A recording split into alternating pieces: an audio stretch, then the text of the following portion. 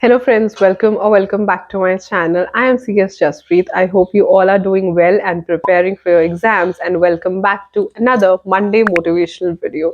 So today's video is also an answer to a question which is being asked by PS, और उसने लिखा है कि exam में मैं प्रॉपर सेंटेंसेस नहीं बना पाती हूँ, तो उसके लिए क्या इसका सोल्यूशन है। तो मैंने जब ये क्वेश्चन रीड आउट किया तो मुझे ऐसा लगा कि बहुत सारे बच्चों का ये इशू होता है, राइट। अगर आपने मेरी रील्स शॉर्ट्स देखे होंगे तो मैं हमेशा ये चीज कहती हूँ कि आप कीवर्ड्स के साथ साथ अपने सेंटेंसेस खुद फॉर्मुलेट किया करो, बट कहीं ना कहीं मैं इस बात को अच्छे से एक्नॉलेज करती हूँ कि कई बच्चे खुद से सही सेंटेंसेस नहीं बना पाते, right. Definitely I am not blaming the school, not blaming you at all.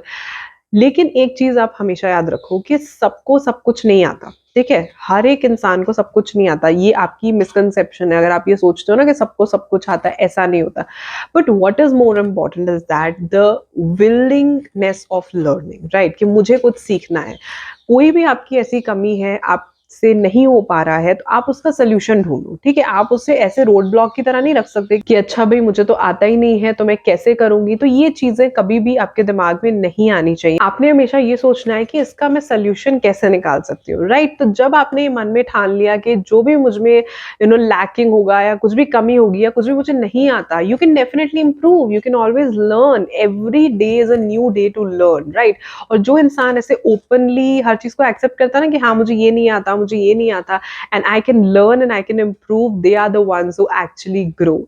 तो आज मैं आपको दूंगी 4 tips with which you can definitely attempt your upcoming CA, CS and CMA exams, even अगर आपको प्रॉपर सेंटेंसेस फॉर्मुलेट करने नहीं आते। Starting with the first tip, make shorter sentences. अब जब आप स्टडी मटेरियल में देखोगे ना, तो स्टडी मटेरियल में कई सेंटेंसेस काफी बड़े बड़े होते हैं। Don't do that, right. आपको पता है कि आपसे प्रॉपर सेंटेंसेस नहीं बन रहे हैं। आपको याद है जब हम स्कूल में छोटे होते हैं, जब हमें अल्फाबेट्स के बाद सेंटेंसेस सिखाते थे, तो पहले छोटे छोटे सेंटेंसेस से शुरू करते थे।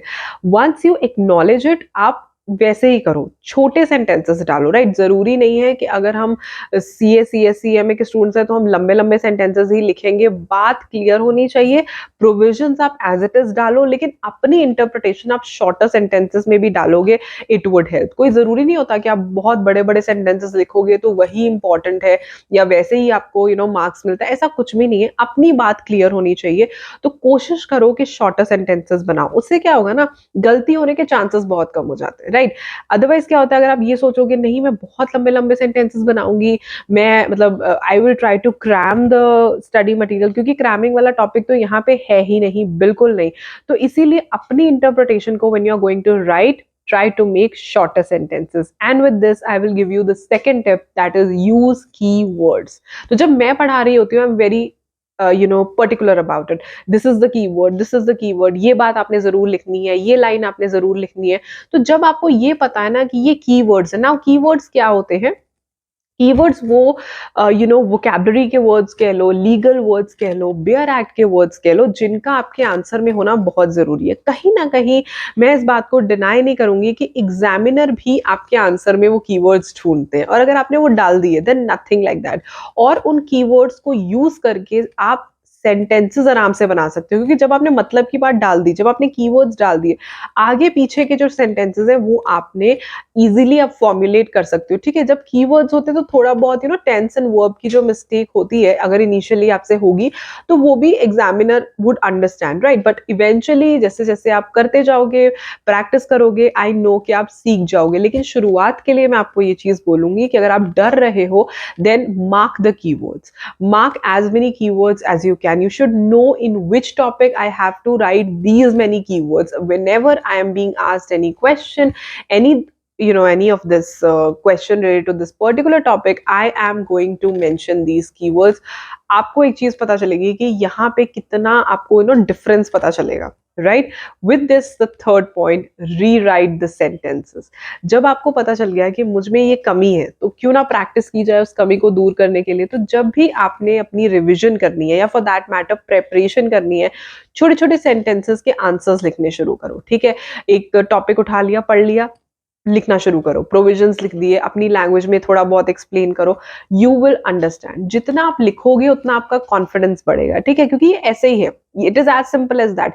कोई भी प्रॉब्लम मैजिक से सॉल्व नहीं हो जाएगी, कोई भी, अगर हमें कोई चीज नहीं आती तो वो अचानक से नहीं हो जाएगी कि ऐसा कर लो और एकदम से हो जाएगा। मेहनत आपको खुद को ही करनी है। I am sitting in front of the camera to definitely guide you, आपको सब कुछ बताने के लिए, लेकिन आपके एंड पे जो मेहनत है देखो वो तो आप ही ने करनी है, राइट। तो आपके एंड से मेहनत ये होनी चाहिए कि आपने जब भी प्रेपरेशन करनी है, रिवीजन करनी है, बार बार सेंटेंसेस को लिखो, बार बार कीवर्ड्स को लिखो, सिर्फ कीवर्ड्स ही नहीं, पूरा पूरा सेंटेंस लिखो, बार बार लिखो, ताकि आप में वो कॉन्फिडेंस आए, ठीक है। डिफरेंट डिफरेंट सेंटेंसेस फॉर्मुलेट करो, ताकि आपको पता चले कि आपको एग्जाम में भी वो कॉन्फिडेंस आएगा कि मैं इन्हें फॉर्मुलेट कर सकती हूँ। Fourth point, but the most important one, be confident while writing. ये सारा जो खेल है ना एग्जाम का, प्रेजेंटेशन का, वो सारा ले करता है आपकी कॉन्फिडेंस पे। तो जब आपने लिखना है, आपने पढ़ लिया, आपने रिवाइज किया, आपने रीराइट किया, आपने उसे प्रैक्टिस किया, तो अभी सिर्फ सारा खेल है एग्जाम में जाके लिखने का। तो वो आपने करना है पूरे कॉन्फिडेंस से। जहां आपका कॉन्फिडेंस कम हुआ, वहीं पे your game will be over. This is the truth.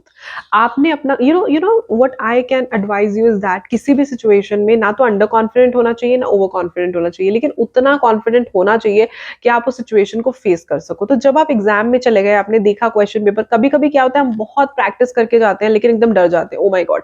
लेकिन जब आपने लिखना है, सेकंड गेस नहीं करना, मैं ये ठीक से लिख रही हूँ या नहीं, मैं ये ठीक से लिख रहा हूँ या नहीं। आप सब कुछ करके गए हो, प्रैक्टिस करके गए हो, पढ़ के गए हो, रीराइट करके गए, थोड़े से कॉन्फिडेंस और हिम्मत से लिखोगे, you will be able to make proper sentences. ऐसा कुछ नहीं है जो हम नहीं कर सकते, हम सब कुछ कर सकते हैं, right. But the point is that कि हमें वो खुद को कन्विंस करना पड़ता है। Confidence is nothing, confidence is just convincing yourself कि मैं हाँ हाँ I will do it, I will do it. तो वही कॉन्फिडेंस आपको अपने अंदर लेके आना है कि यस, और कॉन्फिडेंटली लिखना है, हेजिटेट नहीं करना, क्योंकि जहां आपने हेजिटेट कर गए आप वहीं पे आप गए, ठीक है। So this is how it goes. तो कॉन्फिडेंटली लिखना है और डरना बिल्कुल नहीं है। कोई बात नहीं, प्रॉपर सेंटेंसेस बनाने नहीं आते, इन टिप्स को फॉलो करो, बनाओगे, एंड ट्रस्ट मी, अगर इन टिप्स को फॉलो करोगे, रीराइट करोगे, बार बार प्रैक्टिस करोगे, आप एकदम एक्सपर्ट बन जाओगे लीगल लैंग्वेज में, ट्रस्ट मी, राइट। तो ये मेरे कुछ टिप्स हैं। मुझे पता है बहुत सारे बच्चे इस प्रॉब्लम से स्ट्रगल करते हैं, तो जैसे ही मैंने कमेंट पढ़ा, आई वाज लाइक नहीं, I need to make a video on this. अगर आप भी किसी स्पेशल क्वेश्चन पे आंसर चाहते हो और आपको लगता है कि बहुत सारे बच्चों का ये क्वेश्चन हो सकता है, then please leave that question in the comment section below, I will definitely try to answer it.